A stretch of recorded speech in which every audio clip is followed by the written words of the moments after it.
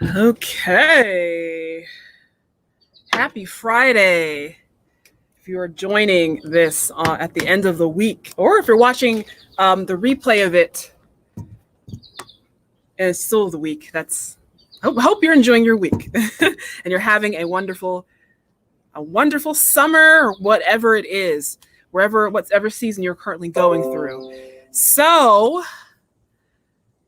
I am hoping that you're well and healthy and happy and enjoying yourself.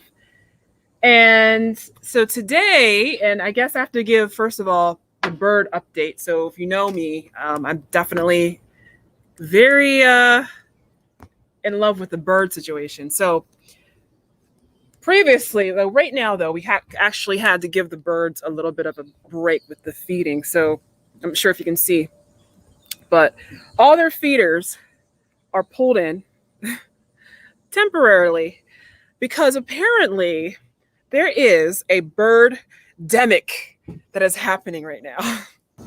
I know that's the name of a film. I know that you're aware. A pretty fucking hilarious movie if you've ever seen Birdemic. But apparently, see if I can get to the light here. I really wanted to sit outside. It's such a beautiful day. I'm kind of having a hard time. Looks like I'm in the shadows. But so apparently there is something going around with many of the birds that come to the feeder, most especially finches and sparrows and the little house finches that have, and you may have seen house finches, they have like the red. I'm actually going to see if I can show you a house finch really quick, just because I think this is good to know if you are someone who likes to feed birds or are into them in any way, that I feel like it's important to know that. So let me see if I can do a little, let's see. Just to show you. All right, so this is the house finch. So I'm not sure if you can see that, but if you see these little birds, they're so cute. They're little sparrow guys, and they, run around and they love feeders, and they're very social. So apparently they have something called house finch eye disease or finch eye disease. They're not really sure what the cause of it is, but it's very contagious among the birds, and it can be fatal. It actually causes their eye to crust over and for their eyes to shut. And it gets spread at feeders, because feeders are like birds' little buffet, you know what I mean? So they all come out, they all hang out, and that's where they kind of spread diseases. So long story short, basically these poor little birds are spreading around their germs. So it has been recommended by the Audubon Society, which is a big bird organization, to actually clean, which I actually gave them a really big cleaning yesterday. I scrubbed them all. There's actually some more down here. And I'm actually going to take it out of action for a little while to hopefully let some of the birds kind of scatter a little bit. It's really sad because I really miss them. And I'm probably going to put it up again for a little bit of time. But anyway, enough about my bird fascination. One thing I kind of wanted to go over that we talked about previously was the law of vibration. And I wanted to bring something up that I thought was cool as well. So I'm going to share again. Let's see. Share. All right. So this I thought was really cool. So this is the emotional guidance scale. And I actually have joined I did a course with Christy Marie Sheldon, if you don't know who she is a psychic. She is a spiritual healer as well. And she did a course called Love or Above that I found through the site Mind Valley. And I took that course. And she actually has something similar to that, which is she grades different emotions as the higher it goes up towards love and towards gratitude and that sort of thing, the more powerful the emotions are. So her graph that's in the course looks different. But I found this actually on medium.com, and I believe this accompanied an article about vibrations by Jessica Lachia, who's the author, I believe. And this is really cool because it actually shows they listed out certain emotions as very low vibration up to very high vibration. So, and it's really cool to see how certain people will tend to put things and where they're at. Like here, we have all the way at the bottom fear, grief, depression, powerlessness, victimization, and then we have insecurity, guilt, unworthiness. All of those are some of the worst that we can possibly feel. You go more towards the middle, and we have like boredom at the top. That is beginning the bad, but it's more in the middle. It's more neutral. And then we have on the other side, going all the way up, we have at the very top, the top three: enthusiasm, passion, joy, knowledge, empowerment, freedom, love, appreciation. I think this is really, really cool. And I really like this though, like regardless of what you may agree or disagree with, like jealousy, for example, a lot of people will argue that jealousy actually can cause good things to happen, but they put it as like really low down, one of the worst. But what I really like about this though, is it really can give you a way to really raise your vibration. So when you're dealing with something that is low and is actually sucking your energy and bring it down, something like this is actually a good way. I'm actually put this in my phone now when I feel some of these lower stuff to actually take a look at this and see, okay, how can I just get to here? So if I'm feeling, for example, and thoughts of revenge, hatred, fear, all that stuff way down in the damn basement, I'm going to say, okay, how can I get up to at least boredom at number 8, which is I'm now at the top of the spiral. So I don't have to go right up into joy, which is really hard when you're really, really low. It's hard to just flip a switch and go to really, really high. But if I can actually stop at the midway point, take a breather, and then try again to see if I can bring things up a notch, that to me is a lot more doable. So if I'm feeling very upset and I take it up a notch to boredom, which to me means reminding yourself that everything that we're doing here doesn't matter. Everything that with your job, everything with your family, everything with your money, everything with your life, everything that's going bad doesn't matter. None of this matters. All this is temporary. Everything will fade away and become nothing. Everything that you're doing. So when you put it into that perspective, it kind of takes the energy out and takes the negativity out. So I'm going to aim from very low to aim for just boredom. Like, I'm bored. There's no point in any of this. I feel nothing. Nothing matters. Nothing. Why? I'm not going to even bother anything. Like that is represented as a higher frequency than where I was. So I'm going to aim for that. And then maybe after I've calmed down a little bit, I can maybe take it up a little bit to contentment. Just talking about everything that is going right now to maybe hopefulness. And then might have to stop there if I was very, very negative. But I thought that was really, really an interesting thing. And I am going to use that and see if that helps things out a little bit. All right. So today we're actually talking about the law of polarity. So last time was the law of vibration, and now we're talking about the law of polarity. So I want to start by reading really quick about the law of polarity from the Kybalion. We're continuing a series all about the Kybalion. So the Kybalion is, of course, that spiritual text that talks about the 7 main truths, the 7 main spiritual principles that are found in the universe. So the law of polarity states, according to the Hermetic Principle in the Kybalion, everything is dual. Everything has poles. Everything has its pair of opposites. Like and unlike are the same. Opposites are identical in nature, but different in degree. Extremes meet. All truths are but half-truths. All paradoxes may be reconciled. And I think it's really, really interesting, dense sort of way to kind of kick that off there. And so basically, the law of polarity is stating that everything is what it is in relation to something else, and it is not what you think it is, because in relation to someone else, they have a different perspective, or there is a different perspective that's going on it. So let's continue for a second here.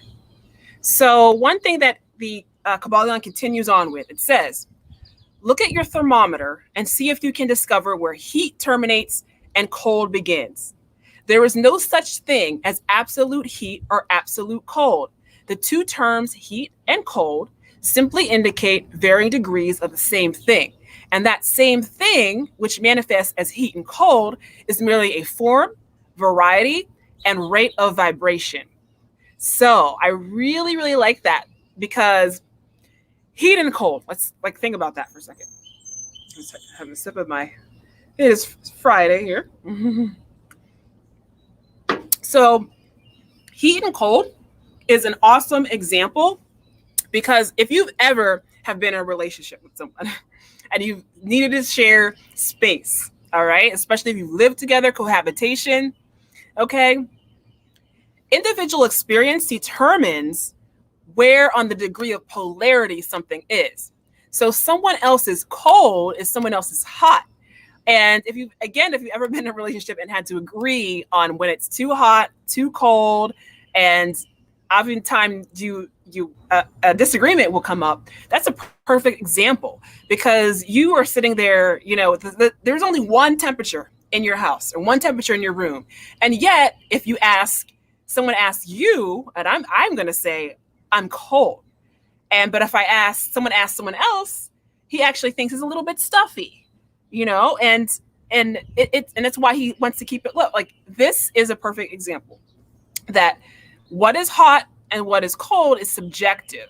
They're actually the same thing, something called temperature. And there is a sliding scale and really a subjective way to look at where heat stops and where cold starts. There's really no definitive answer.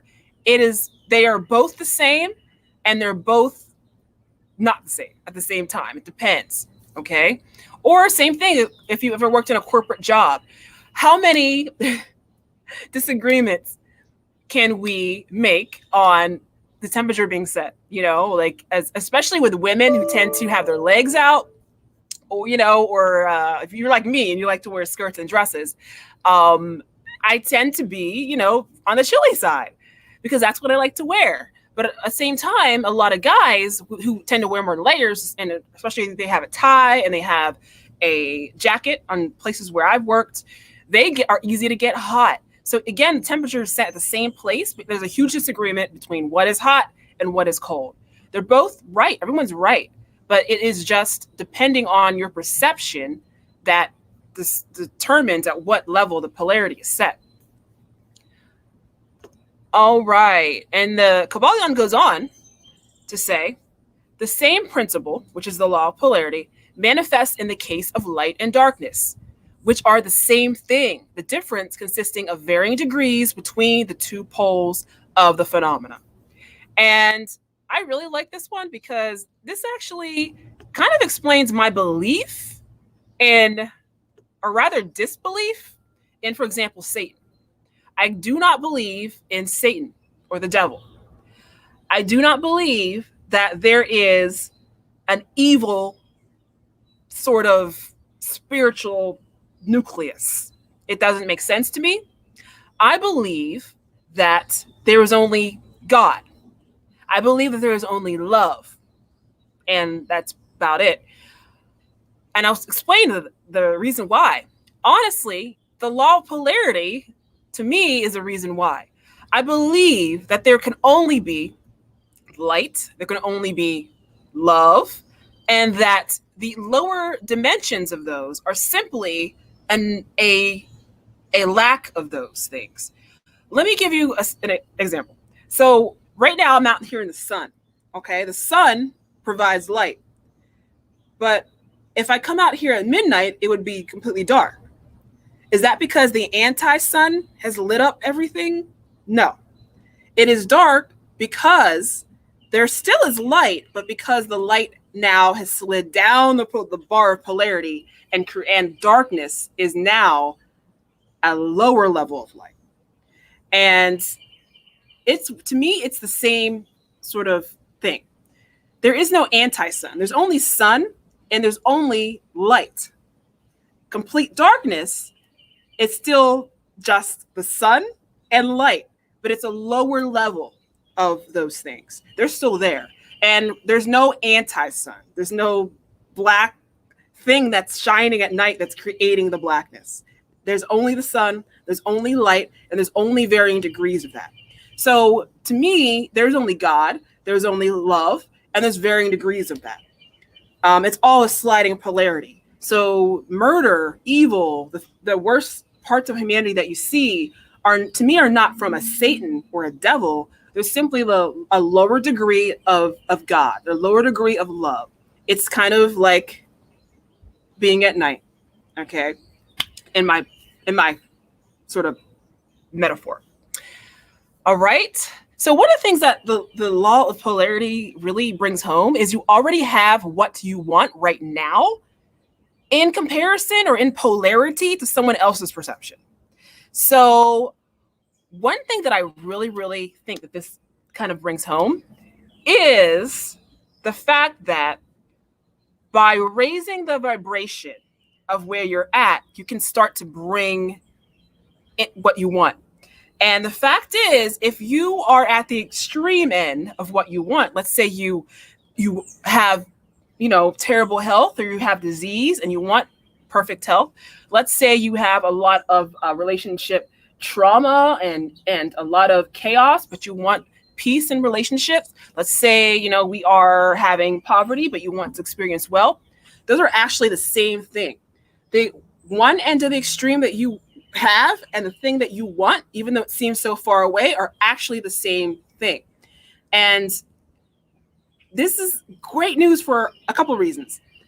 Number one, it means that you can actually get closer to what you want by raising your vibration. So you're simply just improving what you already have instead of chasing after something that is outside of yourself. What you want to have is already here. You simply have to tweak it and change the way it's manifesting. So that, to me, was wonderful to read because it really helped to view that things that I want are actually within reach. And one way you can do that is to actually go back to the previous discussion and that we talked about, which was the law of vibration. So remember, let's see, the law of vibration. We had that little, this guy, or not, that's not that one, sorry. Oh shoot, I might have to, let's see if I can find it. I have to pull it up again. But if we look at the, here we go. The little scale of emotions that we had. All right. So if we take a look at that,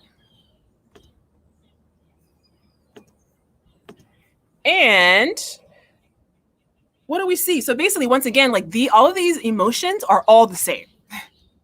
So it's basically saying that by raising your vibration and going up, you can actually change how something is manifesting, but it's all the same thing. Okay.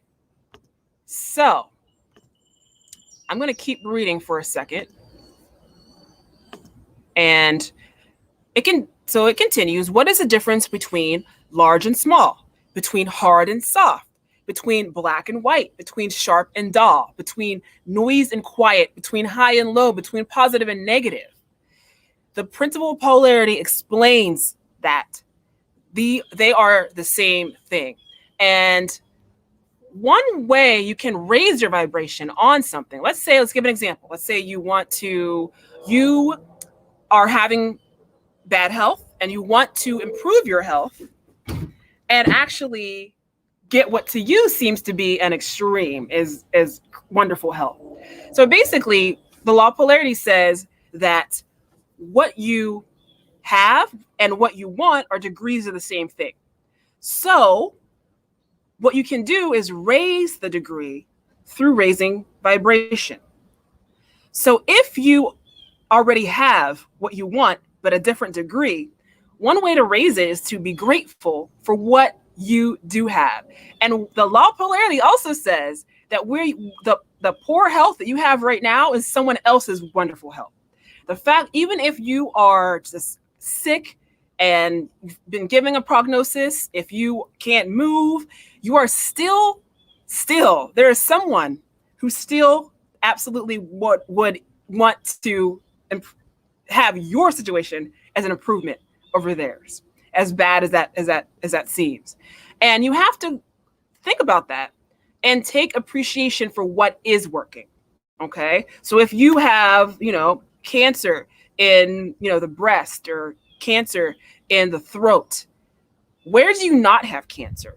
You have a healthy body in other parts of your body that does not have that illness, that is working perfectly as it should. So what you should do is show appreciation for that wealth of health that you do have, and that will actually raise you closer to that degree of health that you want to have. So I think that's really, really, really crazy and mind-blowing to me. And it's really a good way to remember things. Okay. So that's how it basically talks about transmuting energies. So really quick, and I'm going to dig into the Tarot Black and Gold, which is a pretty new deck that I really like. I really enjoy this. Look how freaking beautiful this is. Like, it's so like bougie, like just beautiful, like, and really nice little book. But I want to talk about a tarot card super quick, and I will jump off of here because I know it's getting kind of long. But Temperance, and these are such beautiful cards. I just have to really show. Like, this is so, I don't know, it's hard to see, but look how they're all like gold foil, and they're all like, I just love this. I'm such a nerd. But basically, to me, when I think about the law of polarity and the way you can work within it, I think personally of the card of Temperance. And this card shows an angel. And I believe this is often depicted as a hermaphrodite angel, an angel of both genders, which it plays into the reason. But she or he is mixing two cups together. And that is often represented as blending extremely hot and extremely cold water together. We can kind of talk about that, right? This angel has 1 foot in the water, 1 foot on the land. All right. And again, being an hermaphrodite, this angel actually blends both sexes together, both genders. And this Temperance to me is all about taking extremes and learning to do alchemy with that. And the Kybalion even goes on. It even mentions alchemy. Okay. It says, in short, the art of polarization becomes a phase of mental alchemy, which is pretty cool. And this is all about blending things, extremes, to create something else. So it is all about using where you're at, raising your vibration through it to achieve something totally different. So it's about really embracing and working with extremes instead of letting them keep you from where you're at, or letting them keep you from ascending or making things better. It is about embracing the extremes, embracing the poles, and letting them work together. All right. And I think that is dead on. I love this card. All right. So that is it for today. So thank you for watching, and I hope that you enjoy the rest of your week, the rest of your weekend, wherever it is where you're watching this. And definitely, if you have any questions or anything, reach out to me. You can leave a comment.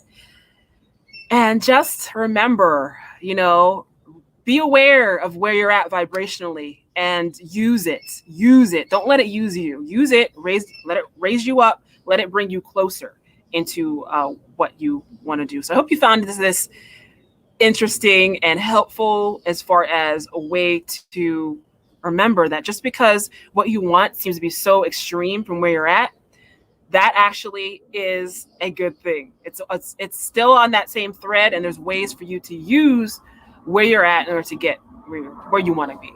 So enjoy the rest of your week and your day, and be blessed. And remember, to change your life, you must first change yourself. Take care, and see you next time.